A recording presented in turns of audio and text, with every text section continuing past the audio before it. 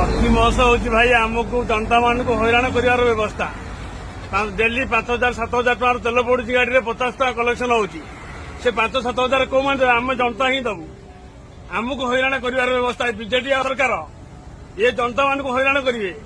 ଏ ଜନତା ମାନେ ସିନା ଅନ୍ଧ ଜନତା କିଛି ବୁଝିପାରୁନାହାନ୍ତି। ସାରା ବର୍ତ୍ତମାନ ନବୀନ ସରକାର ବୁଡେଇ ଦବ ଏ ଜନତା ମାନଙ୍କୁ।